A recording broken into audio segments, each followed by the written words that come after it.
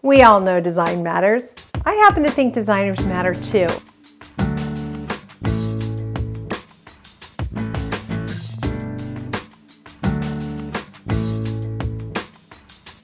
Hey everybody, this is Business of Design. I'm so glad you're here, episode 101. And it's been a while since we've had a solo podcast, just you and I having a conversation. And frankly, I need you. I was at the gym recently. I was at the gym at the Wynn Hotel in Las Vegas. I had gone to Las Vegas with Janine Laudenbach, and for those of you who don't know Janine, she's our programming specialist at Business of Design. So we had gone to Las Vegas to have a meeting with the Las Vegas market people about the Business of Design conference in January of 2020. Promise me you'll come. It's going to be amazing.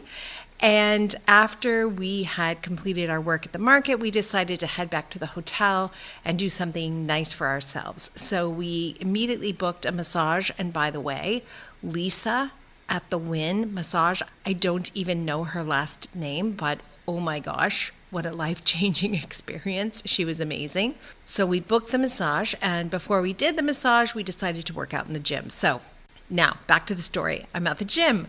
I'm on the elliptical machine. I'm watching some music videos. Janine is beside me. We're having a great time. She's watching her music. I'm watching mine. And an Ariana Grande song comes on. Two thoughts run through my mind. Number one, it is so not fair that I can't sing like Ariana Grande. Like, seriously, it's just wrong, but that's how it is. And number two, the song lyrics, super catchy tune featuring Iggy Azalea. I think that's how you say Iggy's name. And the song has all this amazing singing with the two of them. And then the refrain is kind of Iggy whispering, "I got one less problem without ya. I got one less problem without ya. I got one less problem without ya. I got one less problem." Something like that. And it hits me. I need to fire a client. I need one less problem. Man, so this episode is all about the times I've had the courage to have one less problem.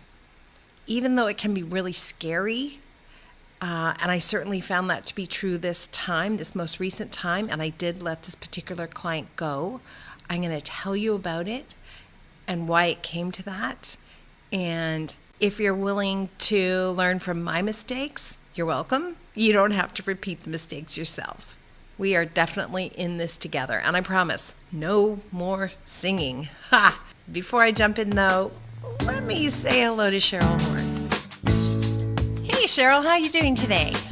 I'm good. How are you? I'm good. I'm looking forward to the webinar coming up for our members, our Business of Design members, the group coaching call. Give us the details. Yeah, it's this Wednesday, 1 p.m. EST. Registration's open. It's not too late to register.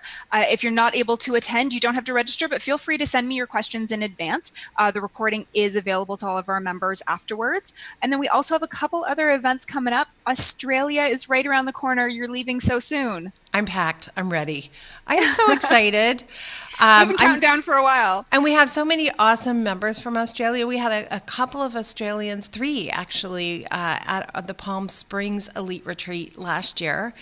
So that was really fun. And I just want to say this one funny thing. The 3 Australians who came, I'm not going to name them in case we didn't ask their permission to name them.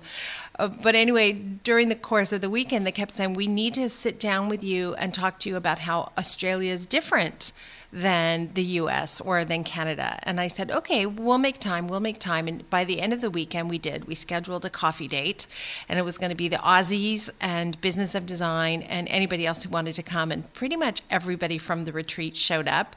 The long and short of it is absolutely nothing is different in Australia than in the United States and Canada. It's just incredible to me, no matter how far away people are, we all have the same issues, right? Yeah, I get that question all the time from podcast listeners, people thinking about joining up for membership. It's, I live in the UK, I live in Australia. Are these systems going to work for me? And we have dozens of members in each of these cities. I think the Australia event you're joining, we've got 25 of our members going to be there. It's going to be really nice for you to put some faces with all the names that we've been talking to for so long. It really, really is. And we have, of course, a meetup happening as well at High Point. Not so much a meetup as an intensive learning experience, which is what we like to do. Yes, but it'll be fun too. That's coming up on April 5th from 9 to noon. It's a 3-hour CEU course, and that's going to be pretty intense. If you are trying to implement the 15 steps on your own, if you're just getting started and want to sort of fast track that beginning process, this is going to be an intensive look at steps 1 to 3. Right, and you do not have to be a Business of Design member to sign up for the seminar at High Point. I think if you do sign up for that seminar, it's very likely you'll want to be a member at the end of it. But we will be getting deep into business, including talking about contracts and retainers and how to sell that consultation. So it's going to be a really good morning of heavy lifting, I guess is the best way to describe it. And full details for all of these events are available at businessofdesign.com. Perfect. I also want to mention Friday, March 22nd, 6 p.m. to 8 p.m., some deep dive learning for everyone who comes to see us in Melbourne. And don't forget there's a cocktail party to follow. Perfect. Can't wait. It's probably a good idea they don't give me a cocktail before. All right. Thanks, Cheryl. Have a great day. Talk to you soon. Welcome to the Business of Design podcast with Kimberley Seldon. Business of Design is the coaching community for independent designers like you. We know it takes more than hard work and talent to successfully run a professional design firm. There are proven business strategies that can solve your immediate challenges and transform your life. Don't try to do this alone. Join today and you'll have access to more than 100 video courses, participate in monthly coaching calls, and find unlimited support within our exclusive members-only Facebook group. Unlike traditional coaching, BOD is a fast track to immediate results for independent interior designers, decorators, architects, stagers, and landscapers just like you. Monthly membership is only $79. Annual members save 2 months and have access to Kimberley's contracts. What are you waiting for? We all know design matters. At Business of Design, we think designers matter too.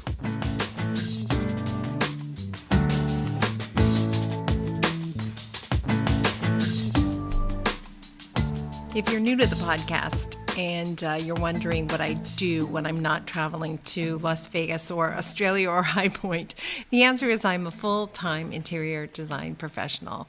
I have a variety of clients on the go and projects on the go at various stages of renovation and decoration. The office is pretty busy all the time, and implementing the systems and procedures that we now teach at Business of Design has created a business where I have maximum flexibility. So I can afford to move around a fair bit, but I still have a lot of work that I have to do all the time. And one of the things that has been phenomenally satisfying to me in my career since I introduced systems and procedures is the fact that so many of my customers are repeat or referral. And I mentioned at the top of the show that I needed to let a client go. And I want to be really clear about the fact that the client is a beautiful, lovely person. I really adore her and her husband. The fact that I had to let her go has nothing to do with her and everything to do with me. And it's a situation that I created myself, which is humbling to admit to all of you. After all, I'm teaching systems and strategies, and I'm constantly talking about creating rules that allow you to be your best self and maximize your efforts and maximize profitability, etc. And reminding you as well, once you have those rules and systems in place, don't break them. So it sort of makes you scratch your head when you hear me say the next thing, which is, I broke a rule. And the result was the project didn't get started strong. And I know from experience the way the project starts is the way the project ends. So that's why we put so much emphasis when I'm out in a public space educating or teaching a seminar like the one I'm teaching at High Point, Run Projects Like a Boss. So much emphasis on the beginning of the project, because I know if I launch that project like a boss, I'm going to finish that project like a boss, and everyone's going to be happy at the end of it, and I'm going to have a repeat and referral customer. But if I don't, for whatever reason, no matter how logical and sane the reasoning is, it's not going to go well. So that's where I found myself this month, believe it or not. This month, all these years later, having not been fired myself from a project in many, many years, which I'm very grateful for, but I did put myself in a position where I needed to let go of a customer, and the customer is a lovely person, as I said. So let me tell you what happened. A client phoned us. This was our third project we did with this customer, and they had purchased a new home and were going to gut it, basically. It was going to be a brand new home when we were all finished. Really exciting stuff. And of course, they're in a hurry. They have only 3 months to go before they get control of the property, and they would like to get as much done prior to them taking possession of the house as possible. That makes sense. That's how I'd feel as well. So in January, we met and we did a consultation. And when we showed up for the consultation, the client was there, her real estate agent was there, and then the person who was currently living in the home, who wasn't the owner but was a renter, was living there as well. And it turns out that the renter was extremely difficult and did not want to give the new home buyer much opportunity to be in the home. So he decided he was going to make it as uncomfortable as possible for everybody there. So we had this 2-hour consultation booked. It was freezing cold, by the way. It was January. It was absolutely frigid. And we show up all together. We all arrive at the exact same moment, the client, the realtor, and myself. And we knock on the door and no answer. We ring the bell, no answer. We all go back to our cars to wait because it's freezing, and it takes a while, but perhaps 30 minutes later, the renter shows up and allows us to enter the home. So now we have an hour and a half left. Let's say I wanted to be kind and generous and extend the time period to 2 hours in order to get my job done. In this situation, it's the third time I've worked with this customer. I really like her. I probably would have done that. But no, the renter is determined that we are going to leave at the time scheduled. So now we have a half hour less than we were going to have. Let me tell you where I made my first error. Error number 1. I decided, since this client is so nice and I've worked with her before, I would bring someone with me who could measure the house while I'm doing the consultation, and then we would have base plans ready to go after the consultation. Normally, we would do that at trade day at step 3. But I think to myself, because I'm so smart, what could it hurt? And that's what we did. So I had someone from my team there ready to do the measuring, but of course an hour and a half to measure an entire home top to bottom that requires a lot of work is really not enough time. Nonetheless, he got the majority of the house measured, and we were able to have some base plans ready to go. Let's call that mistake number 1, even though it's not evident that something's gone off the beam yet, but I'm just going to name that as being the very first thing I did that was out of the ordinary. And that's the problem with these allowances. They seem so simple at the beginning. They seem so logical and reasonable. And I like to think of myself as a logical, reasonable, flexible person. And so what could it hurt? But just for the sake of argument, let's call that mistake number 1. During the consultation, the client mentions the budget that she would like to spend, which is $400,000. And I am able to tell her right then on the spot, there's absolutely no way to do what you want to do for $400,000. Now, I can't always do that. I can't always say definitively that a budget is too small. But in this case, I'm 100% certain because we just finished 2 projects in the last year that were a similar scale, and each of those 2 projects was over $1 million. So I can say, absolutely with certainty, there's no way that $400,000 works. And so she hems and haws and comes back and says, well, maybe 700,000. And I give my standard response, which is, it is going to be up to you and your husband what you spend on the project. I am not going to dictate what you spend, but I can assure you that $700,000, while it's a lot of money and it will buy you a lot of things, will not get you every single thing you've told me that's on your wish list. And she said, well, leave that with me and I'll talk to my husband and we'll work it out. The consultation ended. Everything was great. She immediately signed the contract and sent a retainer, and off we go.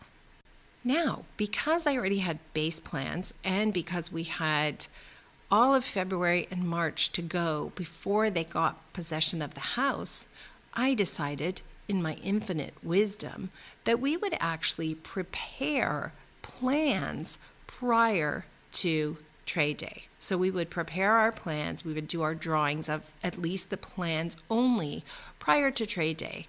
I reasoned to myself that that would be really nice for my team for a change, to have a set of working plans, because normally we come into the house and we talk about possibilities, but there's no drawing on paper at that point because we haven't even taken the initial measurements. But in my wisdom, I think this is a really smart idea. And as we are heading toward trade day, which is supposed to happen in March, because the renter will not allow the clients to come back into the home until March because they're super busy and have all kinds of things planned and it won't possibly work. So now we have a trade day scheduled in March, and I think to myself, wow, we're going to lose these 2 months where we have the base plans and we have the bandwidth right now at the office where we could get these things going. So you know what I'm going to do? I'm just going to tweak this a little bit, and I'm going to schedule a Zoom call with my clients, and I'm going to show them the plans that we're proposing. I'm going to get them to say yes, and then we're going to have those plans printed in advance of trade day, and at trade day we'll really be able to fast track everything. So I'm wondering how many of you listening right now are thinking to yourselves like, oh my gosh, what an idiot, versus how many of you are thinking, that seems really reasonable, why wouldn't you do that? I do that all the time. Well, let me just spoiler alert and say that turned out to be a huge mistake. Mistake number 2 was a doozy. Here's why. I did the meeting with the clients. They really liked everything, but they weren't 100% sure. Why weren't they sure? They weren't sure because they didn't have the elevations to back up the plans.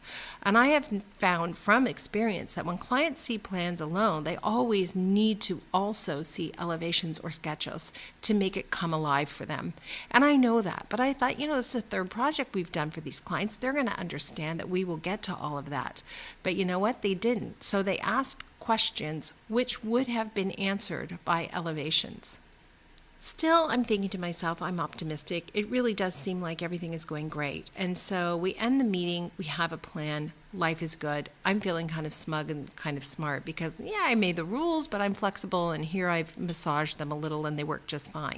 So a couple of weeks go by and we begin to work on some of the elevations. And the client phones me and says, can we talk? So we schedule another Zoom meeting. And now remember, typically I meet them at the consultation. The next time I see them is at trade day. So now we've had a consultation and 2 Zoom meetings, but no trade day. So they want to have this other Zoom meeting to go through the plans again. And they go through the plans again, but now they've got a million variations they want to try out because they were talking to a friend, they were talking to a neighbor, they were talking to a sister-in-law. And so we run through all of their ideas. Most of them are not usable, and I explain why we thought of that, but we don't think it works. One of their ideas was great. It's a variation. We could do that, no problem. We make the changes, and I think we're on track again. You already know what's going to happen, right? 2 weeks later, phone call. Can we set up another Zoom meeting? And now I'm like, oh my gosh, what have I done? What have I done? This is now consultation, 3 Zoom meetings before trade day.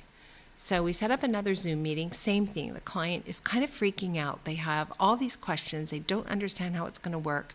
And every single question they have would have been completely and fully answered at the presentation, without exception. There's absolutely no reason they should be having any stress. And so I'm trying to talk them down off the ledge, explain we've worked together before, you know how we are. I only worked out of order this time to get us ahead of things, but don't panic. Everything will be fine. Now, at this meeting, here comes mistake number 3. How many mistakes can you make in a project? I will go head to head with anyone listening, I promise. Mistake number 3.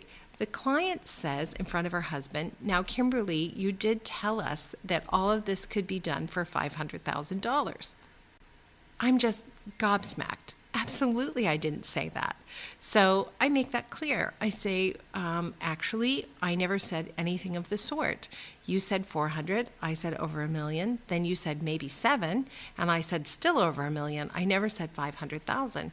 But now I can tell the husband is extremely uncomfortable because the wife has told him something that wasn't true.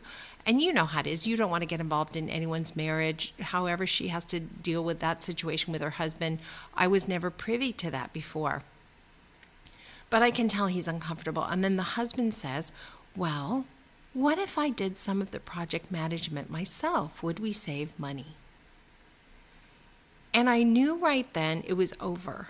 I knew right then I lost control of the project. I created unnecessary stress for my clients, and that everything that was kind of going wrong was 100% my fault. I really hope some of you will reach out and say you understand this and you get this, because sometimes just talking to myself like this, I think I am crazy and I'm the only one. So hopefully some of you will say, totally identified, yes, I agree with you. Some of you will say, no, you're absolutely wrong. You didn't do anything wrong. The clients were just crazy or whatever. But really they weren't. They aren't. They're fabulous people. And I know, had I just followed my own protocols and done a presentation, they would have signed a check and we would have started the project. So I'm 100% clear on that fact. So the husband lets it drop that maybe he wants to do some of the project management. And I know right then the project is really over. I've lost control. It's never coming back. But I'm an optimist and I'm willing to work hard. And so I decide, you know what, let's do trade day and see how it goes. So at trade day, I get all of my amazing trades whom I love to show up, and they do their thing and I do my thing and my team does its thing. And the clients are moving around in a way that isn't typical, trying to meet each of the trades. And what they're saying to each of the trades, I know because the trades were telling me, is what can we do to save money? How can we cut back? What can we do to save costs? And I would like to be the project manager, the husband told the contractor. So how can we work together to make that happen? Following trade day, we now have a lot more information about the project. I'm keenly aware that the clients do not want to spend $1 million. I completely understand that. That is a lot of money. And I don't want them to spend more than they want to spend. So we begin to work on the project, but we hold back a bit because we know that some of the things we're proposing are going to incur costs beyond what they want to spend, which sounds like it might be around $700,000. So for example, we don't want to get into any major structural engineer work. So we're letting that inform some of the decisions we're making on paper and some of the choices we're making. And I get a call from the client. So, okay. Right there, I get a call from the client. Clients never phone me. They never have to phone me. Never, never, never phone me. When a client phones me, it's never good. What it usually means for me is that I have left them in a position where they don't know what's happening next, right? So we solved that problem many years ago by constantly telling clients when we would speak to them next. If I saw a client on a Thursday, I would say the next time you're going to see me is next Thursday. But in the meantime, this is what we'll be doing. And just telling clients that, managing their expectations, has allowed me to live with my phone not ringing anymore. My phone used to ring constantly with client questions. And it's not that I don't like clients, but I wanted to answer those questions before they asked them. So it is unusual that a client's going to phone me, and sure enough, the phone rings and they want to have a conversation and they want to talk more closely about the fact that the husband wants to be the project manager. And for the second time in the project, maybe the third, I realize I can't continue down this path as much as I want to. As much as I know they're going to be extremely disappointed when I tell them I won't be continuing on with them as their designer, I have to do it. I have to do it because I know how this ends. I did it too many times where we're trying to save the client money by allowing them to do part of the work, and something goes wrong. Many things go wrong. Let's be honest, not one thing, but many, many, many things go wrong every single day in the work that we do. And we know how to solve it when we have control over all the moving parts. But when we don't have control over all the moving parts, we know how this ends, right? The client would be on site with the trades and I'm not there, and the client would say, hey, I was thinking, what if we did this kind of window instead of that kind of window? Or what if we changed the tile to be a herringbone instead of a brick pattern? Or I was thinking, instead of hardwood, what if we did carpet? And these kinds of things will happen on site if the client is left in charge of the project. They won't happen if we're in charge of the project, because we will stick to the plan because we know it's a thoughtful, smart, functional plan, and it's a plan that everybody's excited about. Trades, on the other hand, will get mixed messages because the client will be asking for all kinds of things to change, and the designers will come on site and say, whoa, what happened? How did that change? I didn't want that to change. And that's no good either. It was really clear to me that I needed to let the clients go, but another thing that held me back from making that happen was thinking about how my trades would react. In the old days, I used to get 2 or 3 different trades to come on site and quote on every job. And of course, at least 2 of them didn't get the job, and often all 3 didn't get the job. But ever since I've started using what we refer to as Kimberley Seldon Design Group's 15-step project management strategy, what you refer to as Business of Design's 15-step project management strategy, ever since I started using that, I only have my A team come out and quote, and 99.9% of the time we get the job. So it did occur to me like, wow, this is a time where I had my team come out and quote, and they're not going to get the job. So what do? How do I manage that? So there's 2 things I want to talk about: how I managed letting go the client and how I managed informing the trades of that. First of all, the client, we had a frank conversation, and I said, I really love working with you. You now have all your plans, and you know exactly what the plans need to look like. And going forward, it's clear to me that you want to do the project management, which doesn't work for us. We've tried it. And we know it doesn't work for us. It doesn't work for our trades. And ultimately, we do not think it will work for you either. But it's clear that you are intent on fulfilling that role, and we don't want to stop you. So what I'm going to propose is that we turn over all the plans to you, and you are now in charge of the project, which means you have to find other trades to work with. I think they were surprised. I got the impression the husband wasn't terribly disappointed. I don't know if that's true or not. But that is what we agreed to do. And the wife kept insisting, please, can you help me do the decorating? Can you help me do the decorating? And I said, you know what I'm going to do? I'm going to end this contract. And when you're all done and the house is built, if you want us to help you decorate, then call me. Let's just make a clean break. That was really important because in the past, I would have said, you know what, sure, I tell you what, we'll hang on to the retainer and we will be on call. We'll be available for consultation, to ask questions, to come in when there's an issue. And that, oh my gosh, I can't think of a more hellish experience than being in the middle of a project where you have no control over anything. No thank you, not even interested a little bit. So at least I had that much experience behind me so I could say without fail, I was not going to do that. No, we're going to end this contract completely. It's going to be a clean break. And then later, down the road, after the house is built, then if you want help decorating, call me. I doubt very much they will call me in a year because I don't think they'll have any money left for decorating. I really don't. But we'll see. I'll check in with you and I'll let you know how that goes. So the call went as well as could be expected. The clients ever lovely and gracious and wonderful, nothing but complimentary. They definitely would like to try to save some money by doing the project management themselves. And so it really did end as nicely as possible. I do think they will be in touch with me when they have questions, and I'm going to need your courage because my position has to be I can't get involved. I can't be sort of involved in a project. It's not satisfying. It's really not. It's happened to us before, right? It's been many, many years we were let go of a project. I was completely shocked that we were let go of this particular project. Again, they wanted to save money. And when we got a call back, the whole house was a complete disaster. There were beams where there shouldn't have been beams. There were doorways that were smaller than other doorways in the house. There were bulkheads that never should have been where there was a bulkhead. Like the whole thing had gone off the rails. And then the clients asked us to come in and try to get it back on track. And of course, we couldn't get it back on track, not without spending a huge amount of money. So we just made compromises all the way along. And we did finish the project. We ended up having a really nice relationship with this family. They regretted very much not using us for the whole thing. I completely understood that, but we were in a no-win situation, and certainly we didn't take photographs of that project for our website because we weren't happy with the outcome.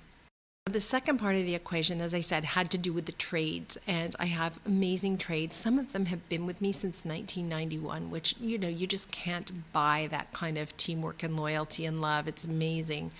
And what was amazing is I talked to my team about it, and we decided we were going to send a $100 Starbucks gift certificate to each trade who came out to acknowledge that they gave us their time and we weren't going to get the job. And what was incredible about that, every single trade reached out and said, thank you so much. No one ever does that. So first of all, $100 buys you a lot of cred, seems like. Probably $50 would have done it, or even $25. But my electrician, my plumber, my flooring guy, my drapery person, they all called or emailed or texted and said, thank you so much. You really didn't have to. We totally understand. We almost always get the work when we go to quote for you, so we don't mind quoting for you. And then a couple people, my GC said, I knew that was going to happen. I wanted to talk to you. I had a bad feeling about the budget and the kind of compromises he was asking me about on site. And then the painter said, I was going to tell you that I did not think that was your job. I just had a feeling that they didn't want to spend money on quality. And I was almost going to call you and say, I don't think that's your job. Isn't that interesting? So it all worked out just fine. Now, having said all that, I want you to know I completely understand if you are new in business or you're going through a rough patch and you don't have enough customers, you may not be in a position where you can let a customer go. That might mean the difference between paying your rent and not paying your rent. So I get that and I appreciate that. And in that case, you're going to ride that train all the way to the end of the station no matter what, and there's no judgment around that. The important thing I want to emphasize is all of this would have been prevented. I'm 100% certain had I followed my own rules. 100% certain that had we done the presentation, we would have presented everything. It would have been over $1 million. And at that point, the clients probably would have come up with a budget that was close to that in order to do the work. And everything would have been fine. I think it's important for us to talk about this kind of stuff because I don't know about you, but when I take a step off the path, when I make a mistake, I feel terrible about it. I feel bad about it for my trades. I feel bad about it for my staff. I feel like I let a whole bunch of people down. And yes, the mature thing to do at the point when I realize I can't make it work is to let it go. So I'm happy I was able to do that. But, it's a little bit painful knowing I caused the mistake myself. If you think you need one less problem, talk to us. Let us help you figure out how you can exit from a situation that is not bringing you joy or profitability, or a situation that just doesn't work for you for whatever reason. Like I said, I hope someone will reach out and say, oh my gosh, happened to me too, or even, Kimberly, you're an idiot. Here's what you did wrong. I'm open to that as well. Wherever you are on the path, I hope you're doing great. I hope you will follow your own darn rules and protocols. And if you are tempted, I hope you will re-listen to this episode and remind yourself that you have those rules in place to protect you, to protect your clients, and they allow you to do your best work every single time. And that's where we all want to be, our best work every single time. Thanks for being here. I hope I get to meet you face to face one day. Let's make that happen.